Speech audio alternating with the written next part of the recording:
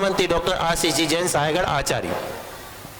एक बात और है, उस बात के बिना नहीं, शिविरों का शुरुआत हुई, आप आश्चर्य करेंगे, शायद आपने कभी सुना हो, ये प्राकृत भाषा विकास फाउंडेशन ऐसा फाउंडेशन है जिसके फाउंडेशन के अध्यक्ष महोदय ने शिविरों के पहले 51,000 रुपए दिए शिविरों के लिए, महामंत्री जी ने 21,000 रुपए दिए, संयुक्त मंत्री की जेब में 11,000 रुपए रखे हैं, अभी हम लोगों ने लिए नहीं, अभी लेंगे क्योंकि रसीद कट्टा नहीं था, लेके आए। तो ऐसा ये प्राकृत भाषा विकास फाउंडेशन है, इसलिए इसको हमें इस रूप में भी देखना है ताकि हमें सफलता प्राप्त हो। आशीष जी। नमो जिणाणम। मैं आप सबसे एक ही बात कहूंगा, मैं और यहाँ जितने लोग बैठे हैं सबका एक ही मूल उद्देश्य है, भगवत जिनेंद्र की वाणी को जन जन तक पहुंचाने का। इसके अलावा मुझे नहीं लगता किसी दूसरे का कोई और उद्देश्य होगा, चाहे वे मुनिराज हो, चाहे विद्वान हो, चाहे श्रावक हो, कोई भी हो, हमारे जैन आगम की जो मूल बात है जन जन तक पहुंचेगी तो उसका फल क्या होगा वो समझे। आज आप देखते हैं न्यूज चैनलों पे, न्यूज चैनल पे अगर आपने देखा हो, जब डिबेट आती है तो कहते हैं यदि जैनों के सूत्र को अपना लिया जाएगा तो ना यूक्रेन लड़ेगा ना रूस लड़ेगा। आज जैनों की, आज आप देखें हरिद्वार में जब पूज्य आचार्य श्री प्रसन्न सागर जी महाराज पहुंचे तो बाबा रामदेव जी ने कहा कि यदि शुद्ध सनातन धर्म कोई है तो वो जैन धर्म है। आप आश्चर्य करेंगे, हम एक ऐसे जैन धर्म में जन्म हमने प्राप्त किया है और उस जैन धर्म की मूल भाषा यदि कोई है तो वो प्राकृत है। मैं इसलिए कह रहा हूं कि प्राकृत हमारे बीच में, प्राकृत भाषा एक शिरोमणि के रूप में है। हम जो कुछ भी बोलते हैं वो प्राकृत में बोलते हैं, जो कुछ भी हम कार्य करते हैं वो प्राकृत में करते हैं। महानुभाव, प्राकृत भाषा का गौरव आज हमारे ग्रंथों में, षटखंडागम ग्रंथ जो जैनाचार्यों के द्वारा लिखित पहला ग्रंथ है, जो आचार्य पुष्पदंत भूतबली जी ने लिखा और जिसको आज हम कीर्तिमान के रूप में स्थापित करते हैं, ऐसे उस षटखंडागम ग्रंथ को लेकर के और उसकी प्राकृत को लेकर के हम अपने जीवन को सर्वश्रेष्ठ बनाने का उपक्रम करते हैं। प्राकृत भाषा विकास फाउंडेशन और अखिल भारत वर्षीय दिगंबर जैन शास्त्री परिषद, शास्त्री परिषद 1914 में संस्थापित हुई थी, तब से लेकर के आज तक जिनवाणी के लिए कार्य कर रही है। सर्वाध्यक्ष डॉक्टर श्रेयांश कुमार जैन बड़ौत और ब्रह्मचारी जय कुमार जी जैन निशांत, आपके मार्गदर्शन में भी यह कार्य संपादित हुआ है। हमारे अध्यक्ष डॉक्टर ऋषभ चंद जी जैन फौजदार, जिनको आप विधिवत रूप से जाने तो पहले वैशाली में रह करके उन्होंने प्राकृत की बहुत सेवा की, वर्तमान में एकलव्य विश्वविद्यालय में अधिष्ठाता के पद को सुशोभित कर रहे हैं और विश्वविद्यालय स्तर पर राज्य सरकारों में, भारत सरकार में आपका एक महत्वपूर्ण स्थान है, यूजीसी में भी आपका महत्वपूर्ण स्थान है। आज हम सबके लिए जो परम आवश्यकता है, मैं क्यों प्राकृत की बात करना चाहता हूं जन जन तक, प्राकृत में ऐसे ऐसे तत्व समाहित हैं जिन तत्वों को जान करके देश में शांति, समृद्धि और प्रसन्नता अनिवार्य रूप से संस्थापित होगी। आज प्राकृत के गौरव को गाने वाला जब देश तैयार हो गया, जब देश कह रहा है कि मैंने आपको क्लासिकल लैंग्वेज कर दिया है, अब आपका उत्तरदायित्व इसको आगे ले जाएं। जब मेरी चर्चा आदरणीय गुलाब चंद जी कटारिया साहब जो महामहिम राज्यपाल है पंजाब के, अभी उदयपुर के शिविरों में आए थे समापन में, उनसे हुई तो उन्होंने कहा कि आपको प्रेजेंट करना पड़ेगा कि प्राकृत भाषा क्या कर रही है और जैनी इसके लिए क्या योगदान दे रहे हैं।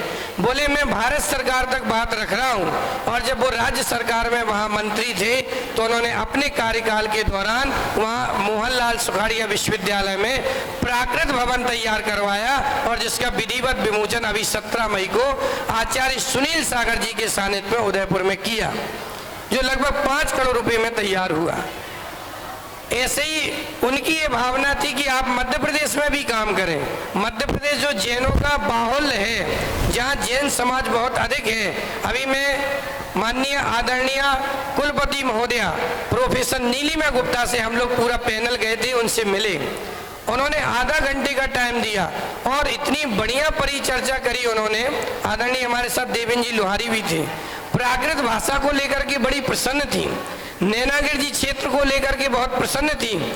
उन्होंने कहा कि प्राकृत के लिए काम होना चाहिए और ये भी कहा कि हम प्राकृत के लिए अपने विश्वविद्यालय में भी काम करेंगे। आप प्रपोजल बनाइए, प्रपोजल दीजिए और मैं प्राकृत के लिए अपने विश्वविद्यालय में भी कार्य करूंगा। तो हम लोगों ने लगे हाथ में तैयारी से गए थे, तो एक छोटा सा पत्र उनको दे दिया कि हम विश्वविद्यालय में प्राकृत के लिए काम करना चाह रहे हैं। तो आज आप सबको एक सर्टिफिकेट हमने जो दिया है, इस सर्टिफिकेट की बहुत कीमत है। यह सर्टिफिकेट जो है वो हमारे एकलव्य विश्वविद्यालय से है और जो बच्चे पढ़ रहे हैं, इस सर्टिफिकेट जो जब आप विश्वविद्यालय में या कहीं पर इंटरव्यू देने के लिए जाएंगे और इस सर्टिफिकेट लगाएंगे तो उस सर्टिफिकेट की बहुत वैल्यू होती है, उसके अंक उसमें जुड़ते हैं। आप असिस्टेंट प्रोफेसर के लिए जब इसको लगाएंगे तो आपकी वैल्यू बढ़ जाएगी। तो ये सर्टिफिकेट मामूली सर्टिफिकेट नहीं है। और हमारा 2 विश्वविद्यालयों से टाई अप हुआ, मोहनलाल सुखाड़िया विश्वविद्यालय उदयपुर और एकलव्य विश्वविद्यालय दमोह, और अन्य 2 महाविद्यालयों ने भी हमें अपना एफिलिएशन दिया है। हम विश्वविद्यालय स्तर पर, महाविद्यालय स्तर पर इसलिए लेकर के जा रहे हैं क्योंकि हम लोगों ने अभी तक जो कार्य करते हैं वो प्रेजेंट नहीं हो पाते। आप हमारी वेबसाइट देखें, वेबसाइट पे हमारा पूरा डाटा, कितने लोगों ने शिविर पढ़ा है, कितने लोग उसमें रजिस्टर्ड हुए, जो रजिस्टर्ड होता है उसके व्हाट्सएप नंबर पे मैसेज चला जाता है और उसका रोल नंबर आता है। वो आप रोल नंबर डालेंगे तो आपका प्रमाण पत्र भी उससे निकल आएगा।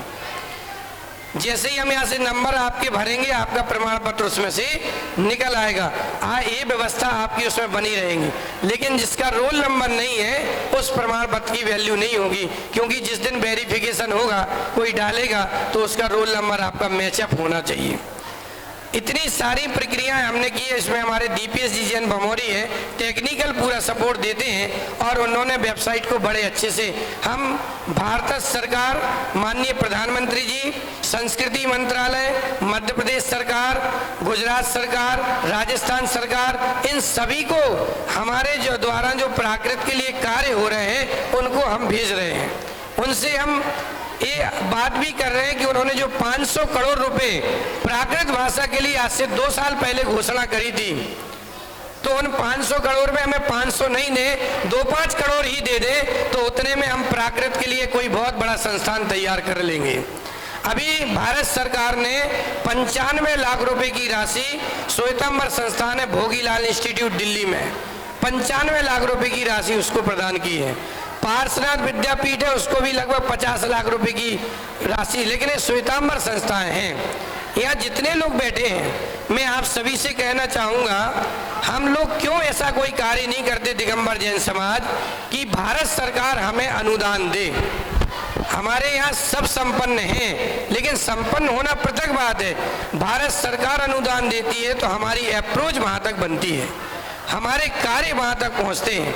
महानुभाव, हम लोगों ने जो अनुष्ठान के रूप में, मिशन के रूप में प्राकृत को लिया है, उसमें परम पूज्य आचार्य श्री सुनील सागर जी महाराज, आज वर्तमान में प्राकृत में यदि सबसे पहले किसी ने कार्य किया है तो वे आचार्य सुनील सागर जी महाराज हैं। और हम सबके गौरव का विषय है कि वे हमारे निकट में तिगोड़ा ग्राम है, उस तिगोड़ा गांव के रहने वाले हैं, उनका मूल निवास तिगोड़ा है, हम सबके लिए गौरव का विषय है।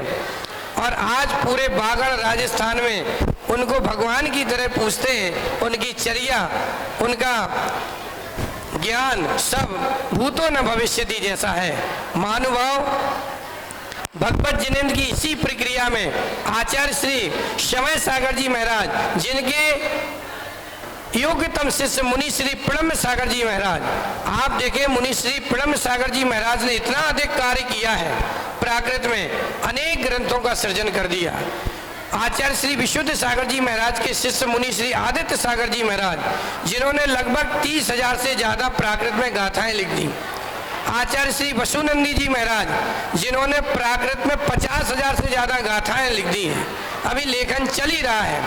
आप देखिए प्राकृत में लिखने वाले, पढ़ने वाले बहुत लोग हो गए हैं। आज जन जन को प्राकृत में रुचि पैदा करना है। मैं और अधिक आपका समय ना लेते हुए प्राकृत की बहुत महत्वपूर्ण बातें, चर्याएं आप देखेंगे बच्चों ने जो सीखा है वो आप तक पहुंचेगा। इन्हीं सब भावनाओं के साथ ये मैं कहना चाहूँगा जितने लोग यहाँ बैठे हैं उन सबसे कि आप सब प्राकृत बोलते हैं लेकिन लिखते संस्कृत हैं। जितने लोग भी बैठे सब प्राकृत बोलते हैं लेकिन लिखते आप संस्कृत में हो। कैसे? किसी को गौरव लिखना है, गौरव बोलते गौरव हैं, लिखते गौरव हैं। बोलते औरत हैं, लिखते औरत हैं। बोलते औषधि है, लिखते औषधि है।